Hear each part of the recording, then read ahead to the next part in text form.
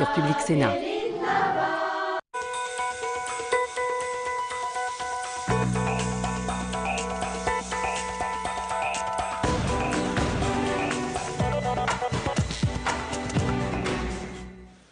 Bonjour à tous et merci de nous retrouver pour une nouvelle édition de 24 heures Sénat. Et pour commencer, voyez cette image du vote cette nuit de la loi de programmation militaire, un texte qui fixe le cadre budgétaire de la défense pour les 6 ans à venir. Ce projet de loi a été adopté par 163 voix contre 140 et en pleine affaire sur l'espionnage américain. Le Sénat a intégré dans ce texte une disposition qui renforce le cadre légal de l'interception des communications. Demain, les sénateurs examineront en commission la réforme des retraites. Le texte sera examiné en séance publique lundi 28 octobre.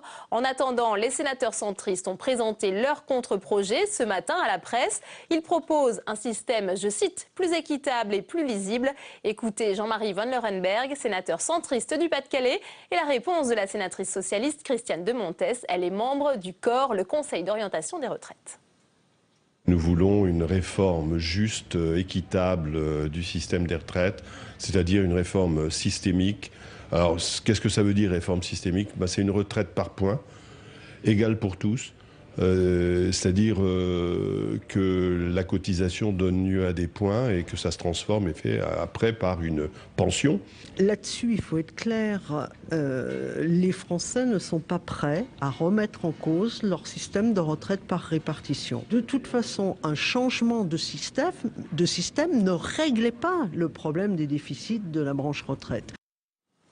Du côté du groupe écologiste, les sénateurs hésitent entre l'abstention et le vote contre la réforme des retraites. Pour le sénateur Europe Écologie Les Verts de Paris, Jean Desessarts, le rallongement du temps de travail est une hérésie. Et puis Jean-Vincent Placé, le président du groupe écologiste au Sénat, souhaite que le mouvement lycéen en faveur de la collégienne Rome Leonarda, expulsée au Kosovo, reprenne, il l'a dit ce matin sur RTL. Au Sénat, début de l'examen cet après-midi du projet de loi logement de Cécile Duflot. Pour comprendre les enjeux de ce texte déjà voté à l'Assemblée nationale, on va retrouver en direct de l'hémicycle Tam Tranui. Alors Tam, bonjour. Bonjour Delphine. Comment se passent les débats ? Eh bien écoutez, la discussion générale a débuté il y a environ 2h30. Elle a débuté, comme le veut la tradition, par l'allocution de Cécile Duflot, la ministre du Logement, qui a commencé par défendre 2 mesures emblématiques de ce projet de loi. D'abord, la garantie universelle des loyers, qui doit venir remplacer la caution si difficile à réunir pour certains Français. Et puis, l'encadrement des loyers en zone tendue, c'est-à-dire dans ces zones où l'offre est bien inférieure à la demande et où, du coup, le montant des loyers peut s'envoler.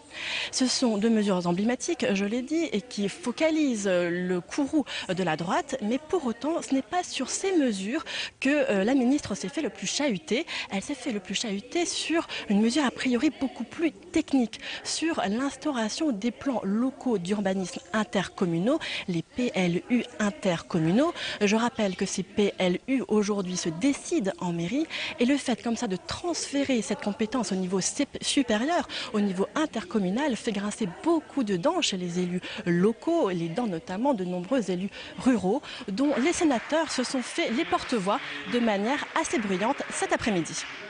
Merci beaucoup Tam pour vos explications. On va donc tout de suite écouter le début de la discussion générale de ce texte avec l'intervention de la ministre du Logement Cécile Duflot et on se retrouve tout à l'heure. Monsieur le Président, Mesdames les sénatrices, Messieurs les sénateurs, au moment où je monte à cette tribune devant vous, je mesure la gravité du sujet qui nous occupe et l'importance du travail commun que nous devons poursuivre pour faire émerger le meilleur texte de loi possible. Qui aujourd'hui peut nier l'état de tension qui est celui de notre pays ? Les difficultés nous blessent et les peurs nous assaillent. La tentation du repli sur soi innerve chaque pan de notre vie sociale. Si bien qu'à ceux qui pensent qu'il y aurait d'un côté une crise identitaire et de l'autre une crise sociale, je suis obligée de répondre que le mal qui vient naît de la conjonction de ces 2 périls et qu'il nous faut répondre aux 2 aspects de la crise qui frappe notre pays.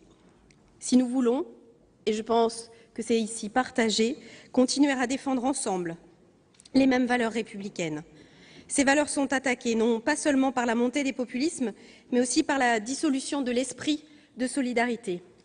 C'est donc en ayant en tête que notre mission est bien la construction d'une République qui fait place à chacun que j'aborde notre débat. Faire France ensemble, voilà l'objectif. La cohésion sociale est bel et bien l'horizon de nos politiques publiques. Or, chacun sait que les questions relatives à l'urbanisme et surtout au logement sont centrales dans la construction de notre cohésion sociale. Forte de cette conviction, j'ai l'honneur de défendre la loi ALUR devant vous. Il vous appartient de tout faire pour donner à ce texte l'efficacité la plus grande et je suis persuadée que vous vous y emploierez. J'ai pu mesurer l'intérêt qui est celui de cette Chambre pour l'objet qui nous occupe. Je vous remercie d'ores et déjà du souci que vous avez manifesté pour la discussion qui s'ouvre. Ces remerciements, je ne les formule pas uniquement en mon nom propre, mais au nom d'une certaine idée de la République et de la défense de l'intérêt général. Je le répète et à dessein, dans les mêmes termes que ceux que j'ai utilisés devant l'Assemblée nationale, ce qui est en jeu, en discussion, en gestation ici, c'est la situation de millions de femmes, d'hommes et d'enfants qui veulent pouvoir se loger et être logés dignement, de millions de femmes et d'hommes qui veulent mettre leur famille à l'abri des difficultés de l'existence. Je veux le dire ici paisiblement, mais avec solennité, nous avons un devoir de réussite. Aussi, je tiens à ce que chaque sénateur et chaque sénatrice mesure l'impérieuse nécessité de se départir peut-être de réflexes partisans traditionnels, dans ce qu'ils ont de confortable, mais aussi parfois de sclérosant. Nous ne sommes pas là pour mesurer nos capacités d'influence respectives ou même nous écharper dans de vaines querelles, mais bel et bien pour construire l'outil législatif adapté à la situation d'urgence que traverse notre pays. Je le dis d'autant plus que chaque républicain sait les tensions qui pèsent sur le champ démocratique. La montée des extrémismes, phénomène puissant sur tout le continent européen, trouve dans notre pays une traduction particulière qui ne peut être combattue que si chacun, à la place qui est la sienne, s'attache à redonner à l'action publique ses lettres de noblesse. J'espère donc que le débat qui va nous animer sera de qualité. Quel est l'enjeu ? La réalité, c'est que notre pays est confronté à une fracture résidentielle d'une telle ampleur qu'elle constitue une bombe à retardement qu'il nous faut absolument désamorcer. La loi ALUR entend le faire en rétablissant une égalité d'accès au logement. Pour ce faire, il fallait tourner le dos à une vision trop longtemps en cours, selon laquelle le marché pouvait, seul, parvenir à répondre aux besoins collectifs en matière de logement. Nous avons souhaité ouvrir une voie nouvelle, adaptée à la violence de la crise vécue par nos concitoyens. Elle est basée sur le volontarisme et sur la prise en compte de la complexité. Volontarisme, parce que l'État doit jouer un rôle de régulateur des excès du marché pour garantir à chacun la possibilité de se loger. Complexité, parce qu'il est impératif que les enjeux économiques, sociaux, écologiques et au final civiques soient embrassés d'un même mouvement pour qu'une politique publique du logement soit efficiente. C'est l'esprit et la lettre du texte qui est ici en discussion. Le moteur du projet de loi que j'ai l'honneur de vous présenter aujourd'hui se résume en un objectif: favoriser l'accès au logement pour tous. De ce tous, nul ne doit être exclu, et surtout pas les plus précaires, frappés de plein fouet par la crise du logement. Je souhaite, si vous me le permettez, vous citer des mots anciens de l'abbé Pierre. Quand la loi est ainsi faite que pour les travailleurs avec leur salaire légal, il est impossible d'avoir un logis pour abriter humainement un foyer, un berceau, ce n'est pas d'entreprendre une construction sans permis, c'est la loi qui est illégale. La logique qui a largement prévalu ces dernières années tendait à croire qu'il suffisait pour régler la crise de laisser le marché agir. Funeste illusion que de croire que le laisser-faire pouvait offrir des garanties d'accès au logement, d'équité et de cohésion sociale.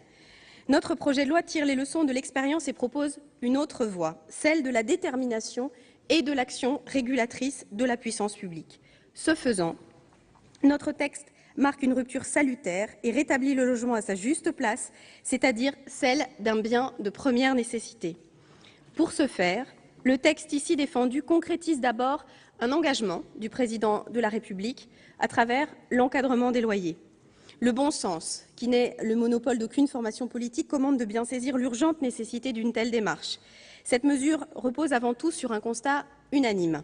Les loyers ont augmenté dans certaines zones 2 fois plus vite que l'indice des prix, provoquant ainsi un véritable décrochage avec le niveau de revenus. Les locataires du parc locatif privé supportent les taux d'effort les plus élevés. Pour illustrer ce phénomène, il faut noter qu'en 2010, ils dépensaient en moyenne plus de 26% de leurs revenus pour se loger et pour certains jusqu'à 40%, voire même 50%. Cette situation n'est pas soutenable, elle n'est pas non plus acceptable.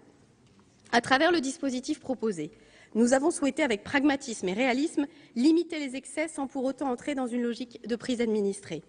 L'examen du texte à l'Assemblée nationale et à la Commission des affaires économiques du Sénat ont renforcé notre mécanisme, le rendant à la fois plus lisible et plus efficace, notamment en fixant un seuil au loyer médian minoré. Pour s'assurer que l'encadrement des loyers profite aux plus modestes, nous avons précisé que la fixation des loyers médians de référence s'opérait au niveau des loyers au mètre carré. Vivant dans des logements de plus petite superficie, ce sont en effet les ménages les plus défavorisés qui payent aujourd'hui des loyers au mètre carré les plus élevés. Enfin, votre commission s'est saisie du sujet en affirmant que les caractéristiques du complément de loyer seront exceptionnelles. Les avancées issues du débat parlementaire sont donc conséquentes et je pense que nous devons poursuivre cette dynamique et ce dialogue. C'est ensemble que nous aboutirons à un dispositif fonctionnel et pérenne qui puisse et qui pourra répondre aux attentes légitimes de nos concitoyens. Une autre mesure du projet de loi est particulièrement représentative du volontarisme qui est le nôtre. Je veux ici parler de la GUL. La garantie universelle du logement porte l'ambition d'ouvrir à terme un nouvel âge de la recherche de logement. Cette ambition n'est pas vaine. Le parcours du combattant que décrivent des centaines de milliers de personnes désireuses de se loger dignement doit trouver un terme.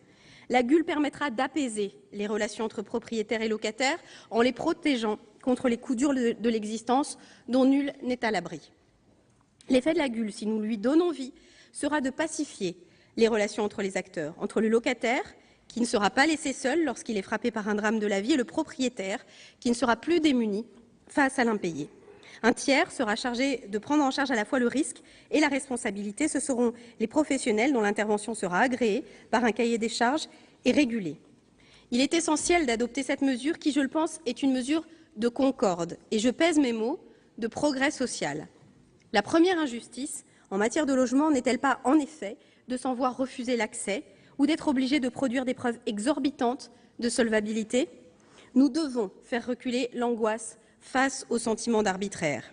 Les jeunes, les précaires, les familles monoparentales, les personnes âgées, et en particulier les femmes disposant d'une très faible retraite, les personnes dont l'origine, la couleur de peau ou le patronyme les exposent à la discrimination, sont autant de catégories de population qui désirent sortir de l'angoisse face au logement.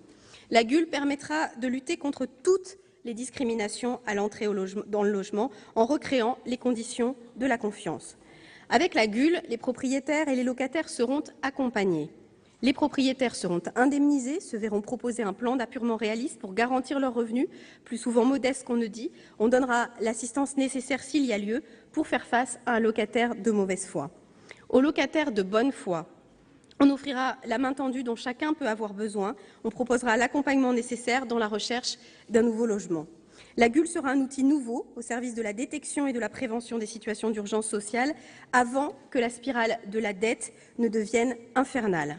C'est pourquoi, lorsque nous avons réfléchi à la mise en place de la caution solidaire pour les jeunes promise par le Président de la République, il est vite apparu que la seule solution est de mutualiser les risques sur la base la plus large, sur l'ensemble du parc locatif privé, que pour répondre aux préoccupations de la jeunesse, il fallait répondre aux préoccupations de tous. Cette solution ne tombe d'ailleurs pas du ciel. Elle est le fruit de plusieurs années de réflexion parlementaire et même de ministres et d'engagement. C'est aussi celle que recommandait la HALDE en 2010 pour faire cesser les discriminations dans le secteur du logement si la GRL, alors lancée, ne réussissait pas. On entend ici poindre l'argument, parfois, selon lequel les locataires se trouveraient déresponsabilisés par avance absous de leurs impayés. Naturellement, non. C'est même sans doute le contraire. C'est l'inverse que permet la GUL. Les locataires de mauvaise foi, qui ne sont pas très nombreux, seront redevables vis-à-vis d'un système organisé et protecteur des propriétaires. Aux propriétaires démunis face à l'impayé se substituera le relais de professionnels à la fois de l'accompagnement du locataire et du recouvrement qui permettra de recouvrer efficacement en limitant l'extension infinie de la dette de locataires qu'on laisse s'enfoncer.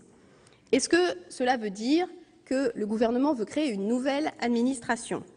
En aucun cas. J'ai déjà eu l'occasion de le dire, pour mettre en œuvre cette mission nouvelle d'indemnisation et de prévention, le gouvernement s'appuiera sur un système public et privé, sur ceux qui savent faire et ne sont donc pas nécessairement, dans cette matière, des agents publics. Vous l'aurez compris, la GUL est une avancée législative majeure parce qu'elle défend des principes de justice et les ancre dans la réalité de la vie quotidienne. Je postule qu'une fois adoptée, et dans quelques années, cette mesure qui suscite aujourd'hui des débats fera sans doute partie du patrimoine de droit républicain précieux. C'est à vous, comme à chaque moment où la République fait progresser certains droits, qu'il vous revient d'accomplir ce pas en avant. Favoriser l'accès au logement pour tous, c'est l'objectif de ce projet de loi. Je le répète, dans cet esprit, je tiens à mettre en exergue devant vous deux enjeux essentiels auxquels s'attaque le projet de loi. L'orientation de la politique d'hébergement vers le logement, d'une part, et la prévention des expulsions, d'autre part. Je suis ici parfaitement lucide. Ces dispositions n'auront rien ni de magique, ni d'instantané. Pour autant, elles sont capitales. Depuis trop longtemps, les secteurs de l'hébergement et du logement fonctionnent comme deux ensembles distincts, deux mondes étrangers qui ne communiquent pas ou pas assez. Cette séparation condamne les personnes les plus en difficulté qui n'ont pour quotidien que des allers-retours entre la rue et les centres d'hébergement. Les mesures du projet de loi consacrées aux services d'insertion, d'accueil et d'orientation et aux plans départementaux d'action pour le logement et l'hébergement des personnes défavorisées ont le mérite de construire les ponts pour rapprocher ces secteurs.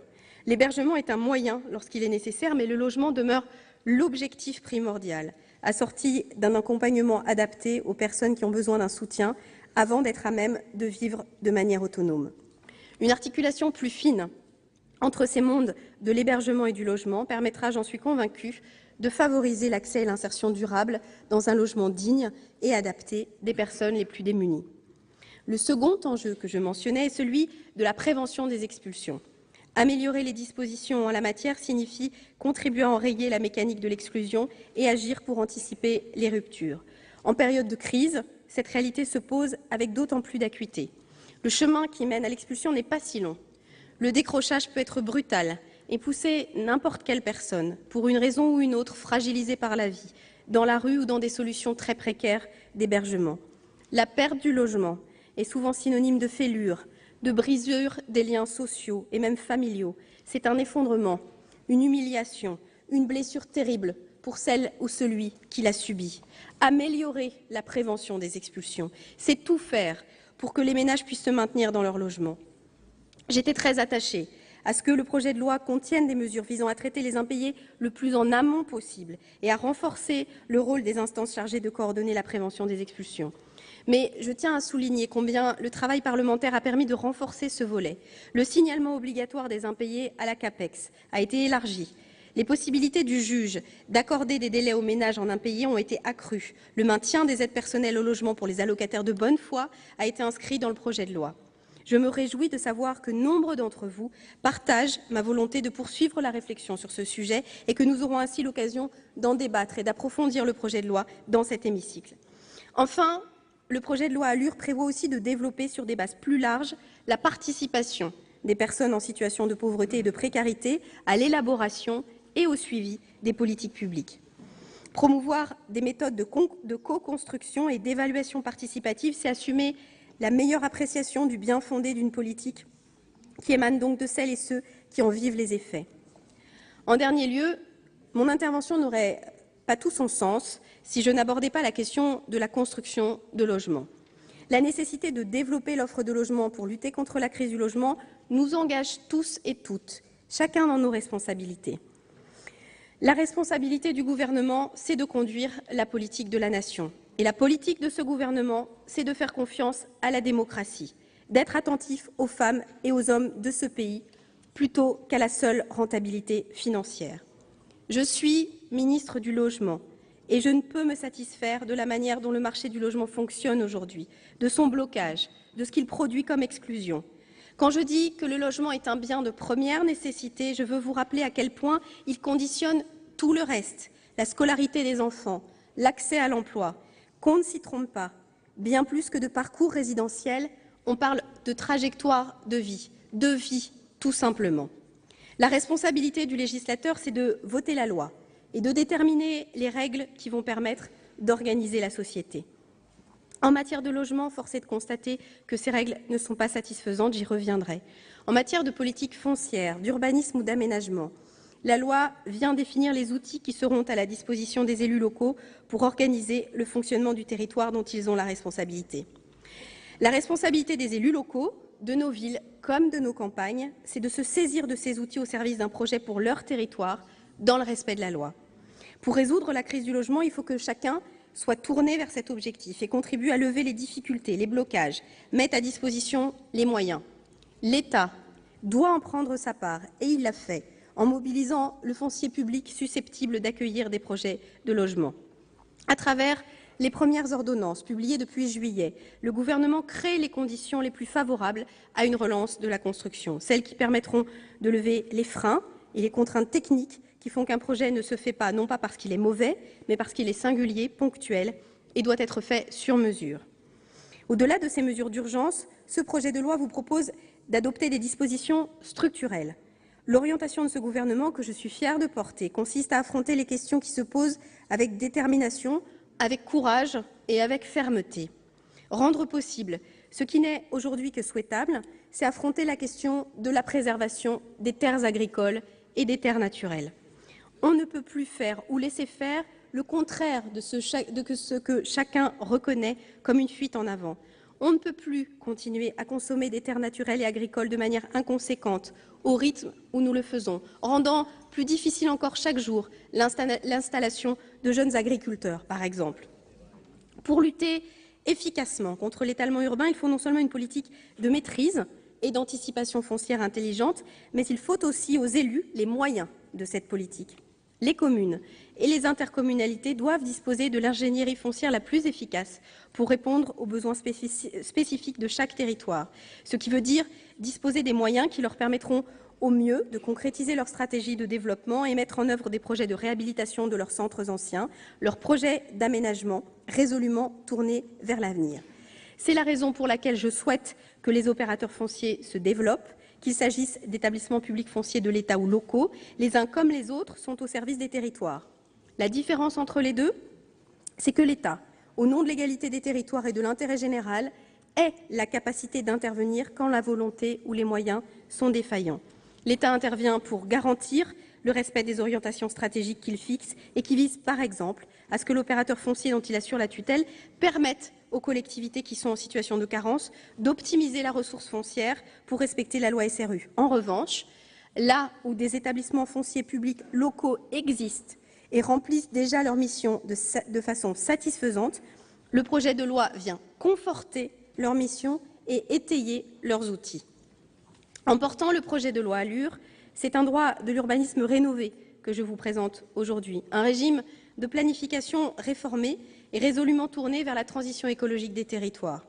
Je veux remettre au cœur de l'objectif celui de la construction de logements, la question de l'aménagement du territoire. Trop longtemps, on a refusé de voir que l'urbanisme est un enjeu politique qui se trouve au confluent de la question de la géographie sociale, de la question environnementale, des questions économiques et de la question sociale. L'urbanisme, c'est l'espace vécu, ressenti et parfois subi. Ces dernières années, par choix ou par renoncement, les ménages se sont essentiellement tournés vers la périphérie des villes. Aujourd'hui, ce sont plus de 80% de la population et des emplois qui trouvent place dans l'espace périurbain. Et nous le savons malheureusement bien, la périurbanisation est synonyme de consommation excessive de nos espaces naturels.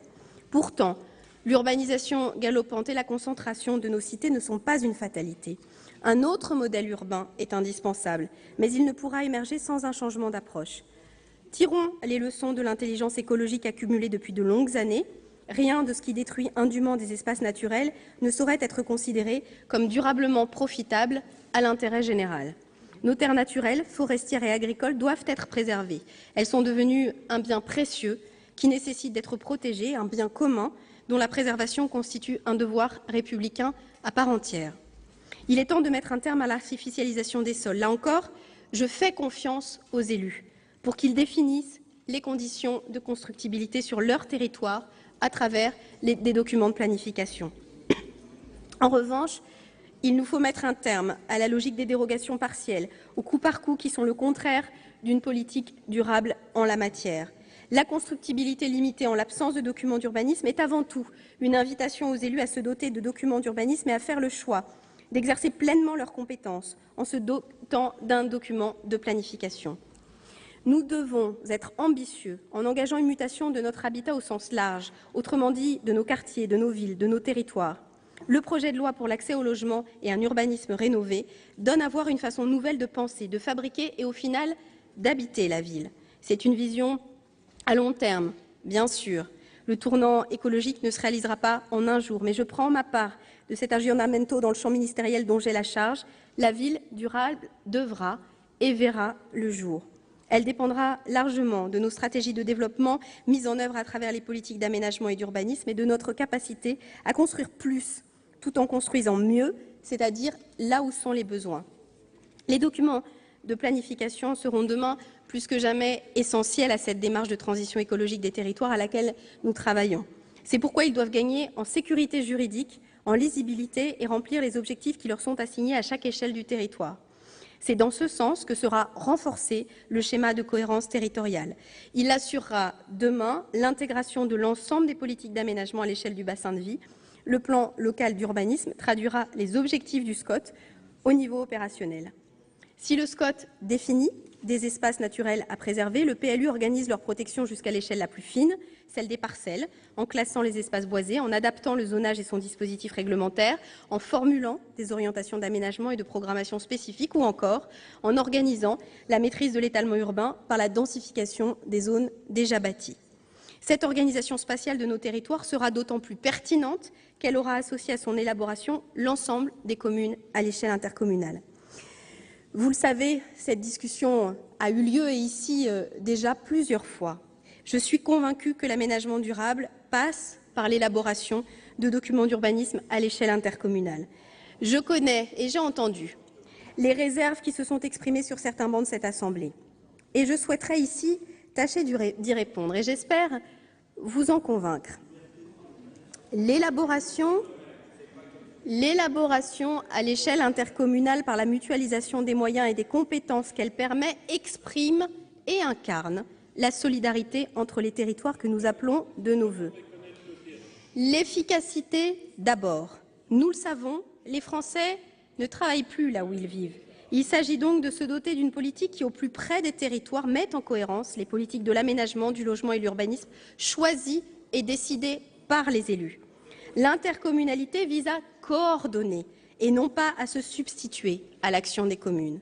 La mutualisation des moyens ensuite, à l'heure où l'état des finances publiques au niveau local comme national exige de nous une plus grande efficacité, cela doit nous permettre de mettre en commun les savoir-faire, de favoriser la rencontre des ingénieries et des expertises, de choisir l'intelligence commune.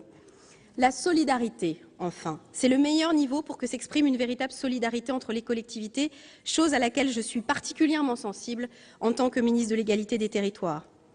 C'est parce que nous saurons aménager de manière équitable et équilibrée que nous pourrons garantir à nos concitoyens un égal accès aux services publics et une véritable mixité des espaces que nous établirons la confiance. C'est pour ces raisons que de nombreux maires ont déjà fait le choix de ce niveau. Tous ceux qui sont passés au PLU intercommunal s'en félicitent aujourd'hui. Il me semble qu'il est temps pour nous de consacrer dans la loi à ce niveau comme l'échelon pertinent de la planification. Alors, puisqu'il faut le dire, je vais le dire avec netteté. Le gouvernement ne veut déposséder aucun élu de sa faculté à exercer ses compétences. J'ai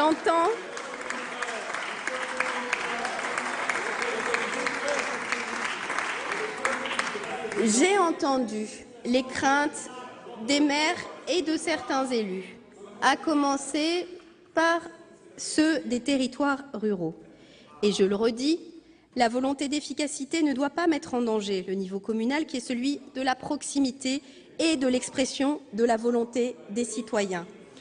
À aucun moment, l'élaboration d'un PLU intercommunal ne les privera de cette prérogative essentielle que sont les autorisations d'urbanisme, les permis de construire. Je veux décentraliser et faire confiance aux collectivités et à leurs élus. Aujourd'hui, messieurs les sénateurs qui m'interpellaient, près de 40% de ces communes, essentiellement des communes rurales, ne sont couvertes par aucun document d'urbanisme. Elles relèvent du règlement national d'urbanisme où c'est l'État qui instruit et délivre les autorisations d'urbanisme. Je crois que cette question mérite du respect, de l'attention. S'il vous plaît, Madame la Ministre, si vous voulez bien laisser poursuivre. Je crois que ce sujet mérite de l'attention et de la précision. Faute de documents d'urbanisme, ces élus, souvent en territoires ruraux, se trouvent privés de fait de toute maîtrise de la politique d'urbanisme. En généralisant les PLU, nous leur donnons les moyens de devenir demain les maîtres de leur territoire.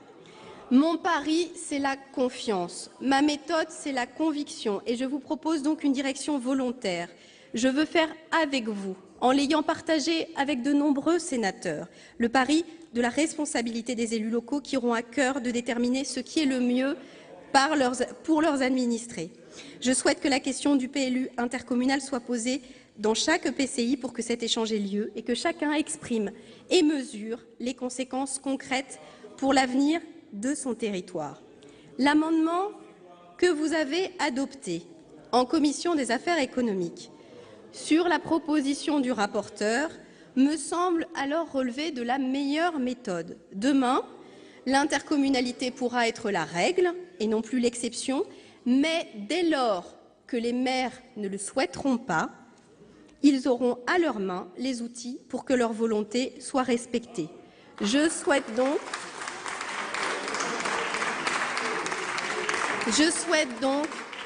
transférer sans jamais imposer. Je veux le dialogue comme pratique et la volonté des élus comme méthode. J'ai entendu cette crainte relayée par les sénateurs et j'y étais plus que sensible. Je souhaite que la réponse soit effective et elle est lisible dans l'amendement que vous avez adopté en commission des affaires économiques. C'est pour moi la voie pour une politique d'urbanisme mise au service de l'intérêt général et appuyée sur les projets des territoires et de leurs élus. Voilà ce que je souhaitais souligner en ouverture de notre discussion, que je souhaite féconde et que j'ai déjà compris comme franche.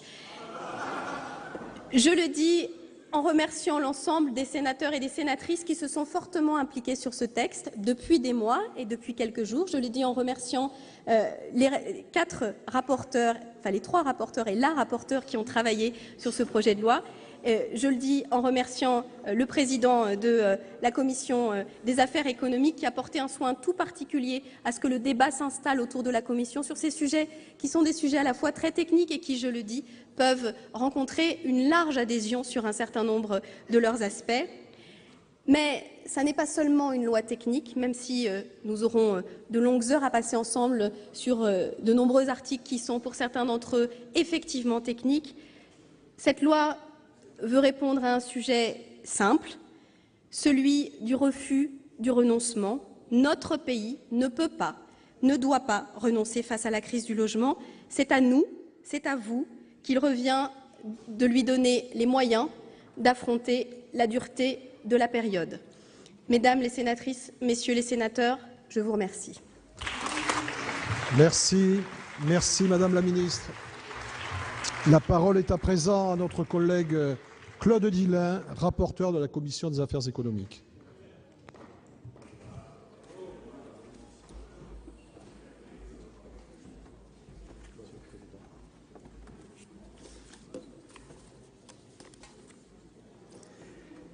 Monsieur le Président, Madame la Ministre, Monsieur le Président de la Commission, Madame et Messieurs les rapporteurs, chers collègues, je voudrais dire, Madame la Ministre, en introduction, que ce projet de loi dont nous allons parler là pendant de longues heures était attendu. Il était attendu parce que, d'abord, vous en étiez engagé à le présenter. Et je vous remercie d'avoir tenu parole. Ce projet de loi est dense et ample. Il est ample et dense parce qu'il recouvre une grande partie des problématiques du logement et de l'urbanisme. Et on vous avait fait, ici même, le reproche de vouloir couper en tranches, pour ne pas dire saucissonner, parce que c'est un très mauvais mot, les problèmes de logement. J'aimerais aujourd'hui qu'on ne vous fasse pas le reproche que cette loi ait 150 articles et qu'elle soit trop dense, parce que sinon il y aurait une contradiction. Elle était attendue aussi parce que nous allons faire, en tous les cas en ce qui concerne ma partie, référence à des lois anciennes, 65, 70, 89, les dates parlent d'elles-mêmes. Et quelques-unes avaient subi des modifications, mais certaines, comme la loi Hoguet, n'avaient absolument pas bougé. Votre projet de loi est équilibré, et je pense que c'est là une chose importante sur laquelle il ne faudra pas dévier. Elle est équilibrée en ce qui concerne les droits et devoirs des uns et des autres. Enfin, toujours en introduction, votre loi est déterminée. Elle est déterminée parce que, enfin, vous allez permettre d'avoir des outils pour traiter les copropriétés dégradées, traiter le problème de l'insalubrité, traiter le problème des marchands de sommeil, qui, dans certains territoires, minent complètement la société. C'est une loi... Merci, monsieur le rapporteur. C'est une loi que nous attendions. Merci. En ce qui concerne, après cette introduction, en ce qui concerne la Commission des affaires économiques, elle a adopté le 9 octobre dernier le projet de loi pour l'accès au logement et un urbanisme rénové, ALUR, après avoir sensiblement modifié et enrichi au terme de 11 heures de réunion et 339 amendements ont été ainsi déposés. Le dépôt de ce projet de loi ambitieux, comme je l'ai dit, constitue aux yeux de la Commission une nouvelle illustration de la priorité donnée par le gouvernement à la politique du logement. Depuis mai 2012, de nombreuses mesures importantes ont été prises dans ce domaine. Je pense tout d'abord à l'entrée en vigueur dès le 1er août 2012 d'un décret sur l'encadrement de l'évolution des loyers dans les zones tendues, destiné à lutter contre la spéculation et les hausses abusives de loyers. Je pense au relèvement du plafond du livret A en octobre 2012, puis en octobre 2013, ceci afin de renforcer le financement du logement social. Je pense également à la loi du 18 janvier 2013 relative à la mobilisation du foncier public qui permet la cession de terrains d'État et des établissements publics avec une décote pouvant atteindre 100% pour assurer la construction de logements sociaux. Cette loi a également relevé les obligations de construction de logements sociaux dans les communes soumises à l'article 55 de la loi SRU. Et comme vous le savez, mon cher collègue Dallier, j'y suis particulièrement sensible. Je pense aussi au nouveau dispositif fiscal en faveur de l'investissement locatif, le DUFLO, qui a été mis en place à l'occasion de la loi de finances 2013, avec un plafond de loyer fixé à 80% du loyer du marché en fonction des zones. Je pense encore à la lettre d'engagement du 12 novembre 2012 entre l'État et Action Logement, marquée par le renforcement de l'intervention d'Action Logement en faveur du logement social. Je pense aussi au pacte d'objectifs et de moyens conclu en juillet dernier entre l'État et le mouvement HLM, comprenant notamment l'engagement de l'État de réduire à 5% au 1er janvier 2014 le taux de TVA pour la construction et les travaux de rénovation de logements sociaux, mais aussi la mise en place d'un dispositif de mutualisation financière entre les organismes. Je pense enfin, la liste est longue, mais tant mieux, je pense enfin à la loi d'habilitation du 1er juillet 2013 qui a ouvert plusieurs chantiers visant à réduire les délais de procédure associés au lancement de la réalisation de chantiers de construction. L'ordonnance relative au recours abusif, qui était tellement attendue, tellement demandée dans cet hémicycle et ailleurs, prévue dans ce texte, a d'ailleurs été publiée le 17 juillet dernier. Le présent projet de loi s'inscrit donc dans la continuité de ces différentes initiatives prises depuis mai 2012 et qui visent toutes à répondre à la crise du logement. J'en viens maintenant au contenu du projet de loi. La Commission des affaires économiques a décidé, au vu de l'ampleur des lois, de désigner 2 rapporteurs sur ce texte. Je me suis donc occupé du titre 1 et 2, tandis que mon collègue Claude Bérit-Débat s'est chargé des titres 3 et 4. Le titre 1er vise à favoriser l'accès de tous à un logement digne et abordable. Le premier volet porte sur la réforme de la loi Malandin-Mermaz, autrement dit la loi du 6 juillet 1989, tendant à améliorer les rapports locatifs. Ce volet vise à moderniser les rapports entre bailleurs et locataires tout en préservant ou en améliorant l'équilibre de ces rapports. Il comprend plusieurs mesures importantes, dont certaines avaient été votées d'ailleurs par le Sénat en 2011 dans le cadre de la loi Lefebvre. Il s'agit notamment de la création d'un contrat de location type ou d'un modèle type d'état des lieux qui constitue une garantie tant pour le locataire que pour le bailleur. Le renforcement des obligations du locataire en matière d'assurance. Le projet de loi permet aux propriétaires de souscrire une assurance pour compte du locataire, récupérable bien entendu, auprès de celui-ci. La réduction du délai de préavis à 1 mois pour les locataires en zone tendue, l'extension de l'application de la plupart des dispositions de la loi de 89 au logement meublé qui jusqu'à présent, sur le logement meublé de résidence principale, qui jusqu'à présent y échappait. La création d'une véritable sanction en cas de non-restitution du dépôt de garantie par le bailleur dans un délai légal de 2 mois. La mesure phare de ce volet est bien entendu l'encadrement de l'évolution des loyers dans les zones tendues. Sur la base des données collectées par les observatoires locaux des loyers qui seront créés, le préfet fixera un loyer médian de référence et les loyers ne pourront pas être supérieurs à plus de 20% à ce loyer médian. Cette mesure est très attendue par nos concitoyens. Je vous rappelle qu'au cours des 20 dernières années, les loyers ont augmenté plus vite, et même bien plus vite, que les revenus des locataires.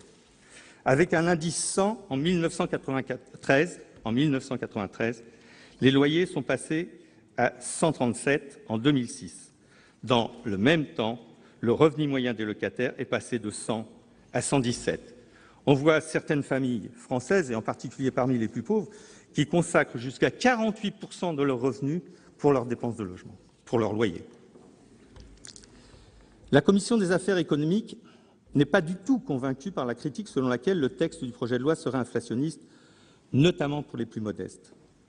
Les modifications introduites par les députés permettent d'éviter tout risque de ce type. Les loyers situés sous le loyer médian minoré, fixé à 70% du loyer médian de référence, pourront être évalués par le bailleur au renouvellement du bail, mais ils ne pourront pas dépasser ce loyer minoré. Sur le volet de la loi de 1989, la Commission a introduit dans le texte des dispositions complémentaires visant notamment à encadrer davantage les pénalités en cas d'impayé de loyer, sans les supprimer, à encadrer le complément de loyer exceptionnel ou à rétablir l'encadrement de l'évolution des loyers au renouvellement dans les zones non tendues qui avaient été oubliées par l'Assemblée nationale. Les députés ont également introduit 7 articles relatifs à la location meublée de courte durée. Alors, c'est une problématique, certes, qui est essentielle dans les zones tendues, et notamment à Paris, où il y a 20 000 logements qui y sont transformés en locaux meublés temporaires, alors qu'il y a une demande de logement considérable. Il convient donc de renforcer la régulation de cette activité. Le deuxième volet de ce titre porte sur la garantie universelle de loyer. L'article 8, tel qu'adopté par les députés, se contentait d'énoncer le principe de la GUL sans en préciser les modalités. Et d'ailleurs, les débats qui se sont développés dans la presse ont largement dépassé le cadre de cet article. La Commission a introduit dans le texte, à l'initiative du gouvernement, des dispositions importantes visant à préciser ce dispositif. L'instauration de la GUL fait débat, mais la Commission des affaires économiques est convaincue de son intérêt, notamment du fait de 2 éléments. Les dispositifs antérieurs, car la volonté d'une garantie de loyer est ancienne, et ma collègue Marie-Noëlle Lienemann pourra en témoigner. Les dispositifs antérieurs n'ont pas fonctionné. On compte à peine 250 000 contrats de GRL.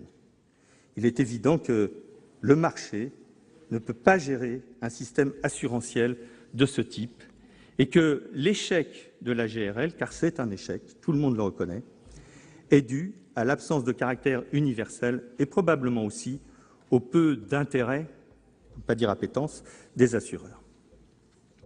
Certains estiment que le dispositif est trop favorable aux locataires et on a évoqué très largement l'aléa moral. Je mets des guillemets aléa moral, mais tout le monde sait ce que ça veut dire. Il n'en est rien. Et je vous proposerai d'ailleurs, au cours de la discussion, un amendement qui permettra à l'agence de l'AGUL de recourir au Trésor public pour récupérer les impayés de loyer. Je sais par expérience que le taux de recouvrement par le Trésor public est bien supérieur à celui existant aujourd'hui en matière d'impayés de loyer. Le troisième volet de ce titre porte sur la réforme de la loi de 70, réglementant les conditions d'exercice des activités relatives à certaines opérations portant sur les immeubles et les fonds de commerce. C'est la loi Hoguet. Ces dispositifs renforcent la formation, la déontologie et le contrôle des professions de l'immobilier, et les auditions m'ont confirmé que nombre d'entre elles attendaient ces dispositifs. Je parle des professionnels, comme par exemple la création d'un Conseil national de la transaction et de la gestion immobilière chargé de représenter les professionnels et qui sera consulté par les pouvoirs publics ou les commissions régionales de contrôle, organes disciplinaires chargés de sanctionner les manquements aux règles de déontologie. Le quatrième volet porte sur la prévention des expulsions.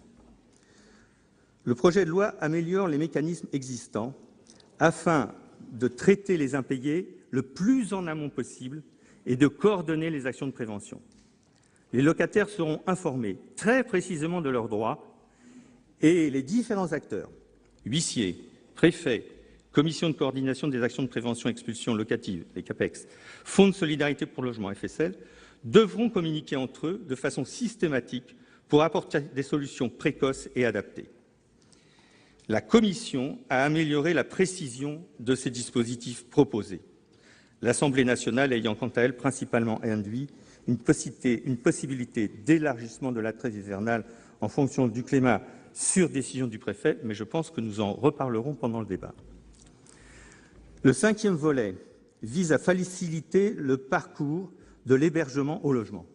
Il donne une base législative, en même temps une reconnaissance, aux services intégrés d'accueil et d'orientation qui ne relevaient jusqu'à présent que de la circulaire. Il vise surtout à rationaliser ce dispositif essentiel et à renforcer le pilotage de l'État. Il renforce également l'articulation entre logement et hébergement, ainsi que la gouvernance des mécanismes au niveau régional. La compétence du comité régional de l'habitat est étendue aux politiques d'hébergement. Les plans départementaux consacrés aux personnes sans domicile et les plans départementaux relatifs aux personnes défavorisées sont fusionnés, je dirais enfin. Les règles de fonctionnement du FSL sont précisées, en particulier pour favoriser non seulement le maintien dans le logement, mais aussi des solutions de logement qui nécessitent un apurement préalable des dettes de certains ménages. Ce volet du projet de loi comporte plusieurs sujets sensibles. Tout d'abord, il prévoit de proposer des logements sociaux en bail glissant à des ménages relevant du droit au logement opposable. C'est un débat, mais la Commission a choisi sur cette question le pragmatisme, entouré de garanties.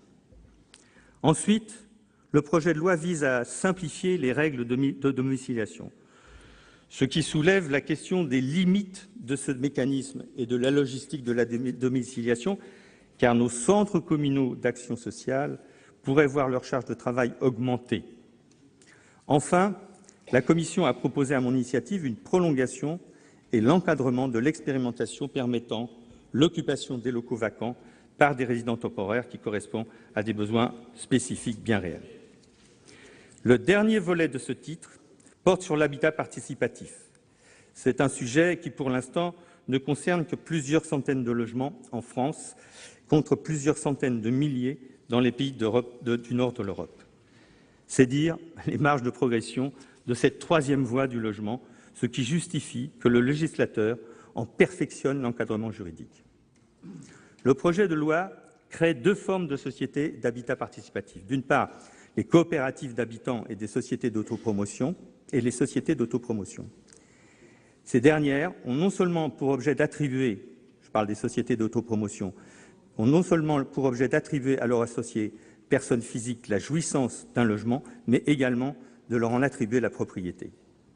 Sur cette question, la Commission a notamment précisé l'encadrement de la valorisation des parts sociales, jugeant raisonnable de retenir l'idée d'une non-spéculation en choisissant comme base de référence l'évolution des loyers. J'en viens maintenant au titre 2 du projet de loi qui porte sur la lutte contre l'habitat indigne et les copropriétés dégradées. Les articles 23 et 40 portent sur les copropriétés et vous ne serez pas étonnés que je sois, à titre personnel, particulièrement attaché à cette partie du texte. Ces dispositions, Madame la Ministre, sont très attendues et vous le savez, vous avez pu vous en rendre compte sur le terrain, et très consensuelles.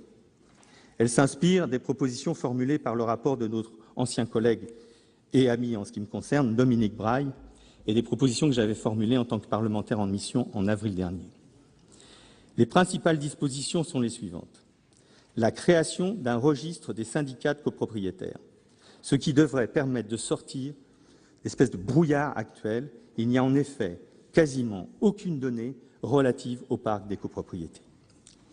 Le renforcement des informations fournies dans les annonces immobilières à la vente d'un lot de copropriété, de façon à ce que les acquéreurs sachent vraiment ce qu'ils vont acheter ou ce qu'ils envisagent d'acheter. L'obligation du compte séparé pour les syndicats de copropriétaires pour l'ensemble des copropriétés. L'interdiction pour un copropriétaire en impayé de charges d'acquérir un autre lot de la même copropriété. Il s'agit d'une disposition essentielle que je réclamais à corps et à cri depuis longtemps. Et Madame la Ministre, à titre personnel, je vous remercie infiniment de l'avoir mis dans votre projet de loi, car c'est une arme essentielle contre les marchands de sommeil. La réforme et le renforcement de l'efficience des procédures prévues pour respecter les copropriétés dégradées, à savoir la procédure du mandataire ad hoc, la procédure d'administration provisoire ou encore la procédure de l'état de carence. Enfin, et je ne suis pas exhaustif, la création des opérations de requalification des copropriétés dégradées, des opérations de requalification des copropriétés dégradées d'intérêt national, lorsque leur complexité ou l'importance des financements nécessaires, et malheureusement ça arrive, ne permettent pas qu'elles puissent être réalisées par des collectivités territoriales. Tout ça est nouveau et va permettre à un certain nombre de collectivités territoriales d'intervenir efficacement sur des copropriétés à l'agonie. Je souhaite insister sur une disposition importante introduite par l'Assemblée nationale. Il s'agit du fonds de prévoyance. Cette disposition était fortement proposée dans le rapport Braille et elle constitue une assurance contre la dégradation des copropriétés. Les députés ont proposé l'application d'un tel fonds aux seules copropriétés de plus de 50 lots non couvertes par la garantie décennale, ce qui n'atteignait, si je puis dire, que 36 000 copropriétés sur les plus de 700 000 existantes. La Commission a souhaité abaisser ce seuil à 10 lots. Le seuil de 50 lots, effectivement, était trop faible. Enfin, sur cette partie, la Commission a également adopté à mon initiative un amendement important visant à imposer aux copropriétaires, qu'ils soient bailleurs ou qu'ils soient occupants, de disposer d'une assurance, puisque ce n'était pas le cas jusqu'à présent. En effet, plus de 50% des copropriétaires non occupants n'ont pas d'assurance pour les risques dont ils doivent répondre en tant que copropriétaires. Cette situation peut mettre en difficulté certaines copropriétés dont l'assurance doit se substituer à l'assurance du copropriétaire concerné. L'autre volet de ce titre porte sur les outils de lutte contre l'habitat indigne. Il s'agit, là encore, d'un sujet essentiel sur lequel nous devons nous mobiliser. La persistance d'un habitat indigne, rentabilisé sans scrupule par des marchands de sommeil, est une réalité très préoccupante dans les zones tendues et de plus en plus préoccupante où l'offre de logement est cruellement insuffisante. Afin de combattre ce phénomène, l'article 41 propose des mesures d'unification des polices spéciales en matière d'habitat au bénéfice de l'EPCI. Ceci n'épuise pas le sujet de l'extrême complexité des procédures entre elles, tant concernant l'insalubrité que le péril, ou encore la sécurité des équipements communs dans les immeubles collectifs d'habitation. La Commission a sécurisé à mon initiative ce transfert, tout en préservant, bien sûr, la liberté de choix des maires, je le dis. On n'aura pas de débat là-dessus. S'agissant de la lutte contre les marchands de sommeil, les articles 42 et 43 bis C instaurent des peines complémentaires à la condamnation pénale, interdisant l'achat d'un bien immobilier à usage d'habitation pendant 5 ans ou confisquant l'usufruit des biens ayant servi à commettre l'infraction. L'article 46 entend contraindre les marchands de sommeil à réaliser des travaux pour faire cesser l'indécence, autorisant les caisses d'allocation familiale à ne pas verser les allocations logement, le locataire ne versant que le loyer résiduel. L'Assemblée nationale a également introduit les articles 46 sexies et A et 46 septies et 46 octies qui permettent l'instauration d'un zonage dans lequel est soumis à autorisation préalable du maire ou du président de PCI des travaux entraînant la division d'un logement existant en plusieurs locaux d'habitation ainsi que la mise en location d'un logement ou encore un régime de déclaration de mise en location. La Commission des affaires économiques a supprimé à mon initiative l'autorisation préalable de mise en location. Et nous en reparlerons, car tout en partageant l'objectif poursuivi, le dispositif proposé soulève trop de difficultés, tant juridiques que pratiques, et il pourrait affaiblir la protection des locataires. Nous reviendrons bien sûr sur cette question difficile. J'en ai donc fini, mes chers collègues, Monsieur le Président, avec la présentation des 2 titres dont j'ai la charge.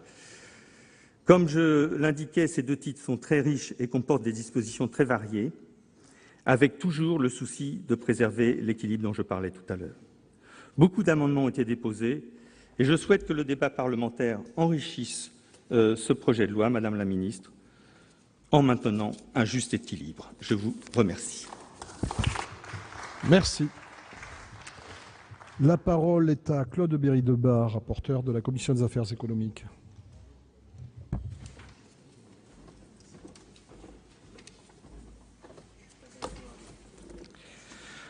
Monsieur le Président, Madame la Ministre, mes chers collègues, la Commission des affaires économiques m'a désigné pour être le rapporteur des titres 3 et 4 du projet de loi. Je ne reviendrai pas sur les principales dispositions de cette partie du texte, car Madame la Ministre en a fait déjà une présentation très claire. Mon rôle est plutôt ici de rappeler et d'expliquer le travail réalisé en commission. Concernant le titre 3, qui vise à améliorer la lisibilité et l'efficacité des politiques publiques du logement, la Commission a peu modifié la version du texte issue des travaux de nos collègues députés. Nous avons estimé que le nouveau dispositif de gestion partagé de la demande de logement social allait dans le bon sens.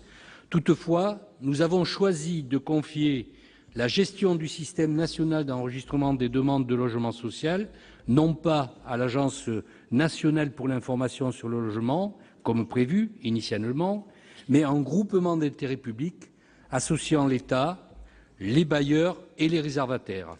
Il s'agit de disposer d'un véritable instrument dédié et professionnalisé pour une tâche aussi délicate. Nous avons aussi proposé que les communes soient associées en amont dès la phase de préparation du plan partenarial de gestion de la demande de logement social et que les bailleurs soient également partie prenante de l'élaboration du plan, car seule la mobilisation de tous permettra d'améliorer le traitement des demandes. À l'initiative de notre collègue Marie-Noëlle Lienemann, dont je salue le travail sur ce texte, nous avons adopté toute une série d'amendements visant à répondre à des problèmes pratiques concrets. Ainsi, nous avons ouvert la possibilité d'expérimenter en zone détendue la dématérialisation des réunions des commissions d'attribution afin de répondre plus vite à la demande. Nous avons aussi supprimé le plafonnement par rapport à la surface du supplément de loyer de solidarité, plafonnement qui ne fait que favoriser le maintien dans le logement social des plus fortunés. Nous avons également permis la prolongation des effets du bail locatif après la fin d'un bail à construction ou bail emphytéotique, afin que les locataires ne se retrouvent pas du jour au lendemain occupants sans titre de leur logement. Enfin, à l'initiative conjointe de Mesdames Blandin, Létard et Lienemann, nous avons cherché à neutraliser les effets de la transformation du statut de la SOGINORPA, bailleur social du Nord-Pas-de-Calais, issu de l'histoire minière de cette région, transformation décidée dans la loi de janvier 2013, et je pense que vous en rappelez, nous avions eu des débats dans cet hémicycle. Le nouveau dispositif unifié de contrôle des acteurs du logement social, sous l'égide de l'Agence nationale de contrôle du logement social, a été pour l'essentiel validé par les commissions des affaires économiques du Sénat. Une telle réforme était attendue, elle a été peu retouchée. Nous avons simplement veillé à bien séparer la mission de contrôle de la mission d'évaluation de l'ANCOLE et prévu une procédure de publicité et de publication des remarques des organismes contrôlés ou évalués, comme cela existe pour les rapports de la Cour des comptes.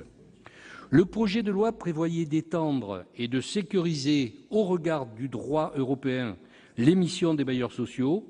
Nous sommes allés le plus loin possible dans ce sens. En effet, le régime fiscal et les aides publiques ne peuvent bénéficier aux bailleurs sociaux qu'eu égard aux services d'intérêt économique général qu'ils rendent.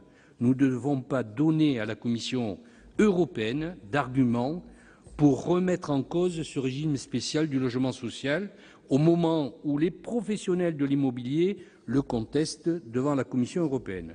Pour autant, nous avons estimé pouvoir permettre expressément aux organismes HLM d'exercer des missions de syndic solidaire ou encore de prendre des initiatives communes pour mieux remplir leur mission. Nous avons été amenés à débattre de deux choix politiques importants contenus dans le titre III et le projet de loi. Le premier concerne les sociétés d'économie mixte, de construction et de gestion de logement social. Le projet de loi les soumet à agrément comme les organismes HLM. Ce point est contesté par les SEM et de nombreux élus. Or, les SEM réclament dans le même temps les mêmes droits que les organismes HLM. Nous les leur accordons en leur permettant, par exemple, de se voir attribuer le boni de liquidation de l'Office public de l'habitat dissous et de bénéficier des droits d'enregistrement réduits lorsqu'elles rachètent des logements sociaux à d'autres bailleurs. Mais on ne peut pas à la fois aligner les droits des SEM sur ceux des organismes HLM et supprimer leur agrément. Dans un souci de simplification, je vous proposerai toutefois, durant nos débats en séance, un amendement qui, tout en maintenant le principe de l'agrément, prévoira que la signature qu'une convention d'utilité sociale vaudra agrément pour les SEM. Le deuxième sujet sur lequel nous avons débattu est celui du rattachement des offices publics de l'habitat aux intercommunalités. Il ne semble plus possible de faire reposer le logement social sur de petits opérateurs municipaux. L'intercommunalité est l'échelon pertinent en matière de mise en œuvre de la politique du logement, même s'il faut veiller à maintenir un lien étroit entre les maires. Notons au demeurant que les maires gardent leurs représentants dans les commissions d'attribution de logements sociaux. Enfin, nous avons pris quelques initiatives, comme par exemple celle de faciliter l'usufruit social, montage original, qui permet aux bailleurs sociaux de ne pas avoir à supporter l'intégralité de la charge d'une opération autorisant à construire plus avec moins de capitaux. Nous avons également jeté les bases juridiques nécessaires pour faire fonctionner le dispositif de mutualisation entre organismes HLM sur lequel le mouvement HLM et l'État se sont accordés dans le pacte d'objectifs et de moyens signé le 8 juillet 2013. Bref, si nous n'avons pas bouleversé les grands équilibres du titre III, j'estime que nous avons, dans un esprit pragmatique, perfectionné les dispositifs proposés et apporté quelques compléments nécessaires pour améliorer la lisibilité de l'efficacité de la politique du logement. J'en viens maintenant au titre IV du projet de loi consacré à la réforme des documents de planification urbanistique et à celle des outils d'aménagement opérationnel. Le sujet qui a donné lieu aux discussions les plus passionnées est évidemment celui du transfert automatique de la compétence PLU aux communautés d'agglomération et de communes. Le PLU intercommunal présente de vrais avantages et beaucoup d'intercommunalités l'ont compris et mis en application depuis quelques années déjà. Dans la France d'aujourd'hui, c'est le niveau d'organisation de l'espace le plus pertinent et le plus efficace parce qu'il permet de rassembler la capacité d'ingénierie indispensable à la réalisation d'un PLU de qualité et parce que même dans les communes rurales, la vie des habitants est désormais organisée à une échelle qui dépasse largement les frontières de la commune. J'ajoute qu'à mon sens, le PLU intercommunal ne dépouille pas les communes de leurs compétences en matière d'urbanisme. Au contraire, pour les 13 000 communes qui ont été citées tout à l'heure, surtout des communes rurales, qui ne sont pas couvertes par aucun document et sont soumises de plein droit au règlement national d'urbanisme, le transfert de compétences est donc pour elles la reconquête au niveau intercommunal d'une compétence perdue de facto au niveau communal.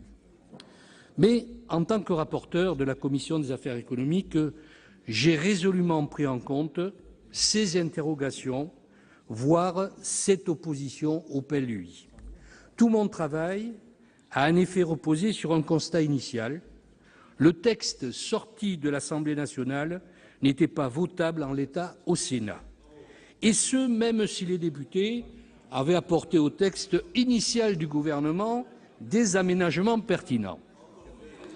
Je suis content d'avoir votre approbation, mes chers collègues. Le problème à résoudre n'était pas simple. Conserver le principe d'un transfert automatique de la compétence PLU sans renoncer à celui de la libre détermination communale, la solution que j'ai proposée à la Commission tient en 3 points. Le transfert de la compétence PLU est repoussé 3 ans après la publication de la loi, ce qui laisse à toutes les intercommunalités, communautés de communes et communautés d'agglomération, et aux équipes municipales le temps de se mettre en place. Mais surtout, il est institué un mécanisme de minorité de blocage. Le transfert de la compétence aura lieu, sauf si un quart des communes représentant 10% de la population s'y oppose. Cette disposition, mes chers collègues, redonne un pouvoir de décision très fort aux communes, et même, je dirais, plus fort qu'avant. 3e point de ma proposition, une clause de revoyure. Si une minorité suffisante de communes s'est opposée au transfert, le Conseil communautaire est tenu de délibérer de nouveau sur la question lors de son renouvellement. Les communes membres se prononcent alors selon le même mécanisme de minorité de blocage. Cette proposition que vous avez soutenue, Madame la Ministre, et je vous en remercie, a été largement adoptée par la Commission des affaires économiques. Elle a permis de rallier de nombreux sénateurs et sénatrices qui étaient opposés à l'origine au transfert du PLU aux intercommunalités. Elle figure désormais dans le texte et si nous voulons qu'elle y reste, il nous faudra tenir compte de la réalité institutionnelle.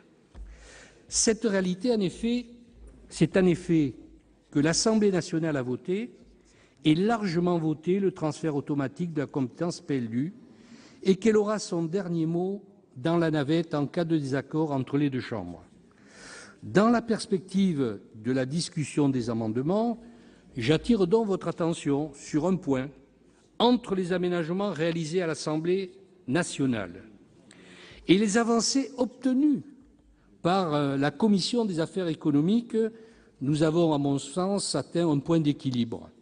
Tous les amendements qui tendent à donner encore un peu plus de pouvoir aux communes sont intéressants lorsqu'on les considère isolément, mais mis bout à bout, ajoutés aux modifications déjà intervenues, ils dessinent en réalité un dispositif potentiellement moins favorable à l'intercommunalité que le droit actuel.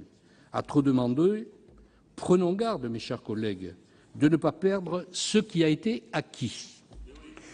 Notre pouvoir et notre responsabilité en tant que sénateur est donc d'infléchir la direction du texte, pas de défendre un projet alternatif. Nous pourrions dire non en supprimant l'article 63 et en rester au droit actuel, mais dans ce cas, la réforme du PLU se fera sans le Sénat et le texte qui sortira du Parlement sera sans doute plus éloigné de ce que les uns et les autres nous aurions souhaité. Madame la ministre, j'en appelle à l'ensemble du Sénat, et l'ensemble du Sénat avec moi, à votre soutien pour défendre les avancées obtenues par le Sénat dans la suite de la navette. J'espère que vous m'avez bien écouté, Madame la ministre. Je n'en dis pas plus sur cette question pour en venir à d'autres thèmes importants. En ce qui concerne les établissements publics fonciers, la Commission a entendu garantir la cohérence des périmètres entre EPF d'État et EPF locaux, en soumettant toute superposition à l'accord des collectivités concernées. Toutefois, nous aurons l'occasion de faire évoluer cette disposition pendant l'examen des articles en examinant une proposition d'accord pour la création d'EPF d'État acquis à la majorité des 2/3 de l'Assemblée générale des EPF locaux concernés par la superposition. La Commission s'est également employée à sécuriser les innovations introduites par les députés en première lecture sur l'exercice du droit de préemption, en replaçant clairement les cessions de parts de SCI dans le champ d'application du droit de préemption. Enfin, concernant la question de l'urbanisme commercial, nous savons que l'attente du Sénat est très forte dans ce domaine. Or, la réforme a été introduite dans le projet de loi par petits bouts, par voie d'amendement, sans visibilité d'ensemble. Par ailleurs, ce qui a été introduit n'était pas satisfaisant, trop proche du droit existant, avec par exemple le maintien d'une double autorisation CDAC permis de construire, manquant d'ambition et qui, de surcroît, posait des problèmes juridiques lourds. Bref, les conditions dans lesquelles le Sénat abordait cette réforme étaient à mes yeux mauvaises. J'ai donc décidé, en accord avec la ministre du Commerce, de l'Artisanat et du Tourisme, de supprimer les dispositions introduites par l'Assemblée nationale sur l'urbanisme commercial, ce qui nous permettra, au cours de la navette, de réintroduire le sujet, de l'aborder de manière plus cohérente et plus sereine, et surtout de pouvoir l'introduire très fortement dans le projet de loi qui nous parviendra et qui sera issu de la proposition faite par la ministre du Commerce, de l'Artisanat et du Tourisme. Voilà les principales modifications apportées au texte au stade de l'examen en commission. Quelques mots maintenant sur un autre thème important que les débats en séance publique permettront sans doute de faire avancer, celui des constructions en zone rurale. De très nombreux amendements portent en effet sur cette question. Dans ce domaine, deux impératifs doivent être conciliés. Le premier constitue l'un des axes principaux du projet de loi, à savoir inciter à une consommation plus économe de l'espace, passant par une densification des zones déjà urbanisées et une protection accrue des zones agricoles, naturelles et forestières. Le second, tout aussi important, est de ne pas mettre sous cloche les territoires ruraux. Il faut donc trouver des solutions pragmatiques pour faire coexister des utilisations parfois antagonistes de l'espace, d'un côté développer ou préserver le potentiel agricole, de l'autre maintenir ou attirer la population et le tourisme, le tout en protégeant les espaces naturels et les paysages. Les équilibres ne sont pas forcément simples à trouver. Nous quittons l'hémicycle du Sénat, mais nous reviendrons plus largement sur l'examen du projet de loi logement dans notre édition de 19h. Mais tout de suite, c'est l'émission politique de la rédaction de Public Sénat, preuve par 3, qui reçoit ce soir Pierre Laurent, le secrétaire national du Parti communiste et sénateur de Paris. À tout à l'heure, 19h.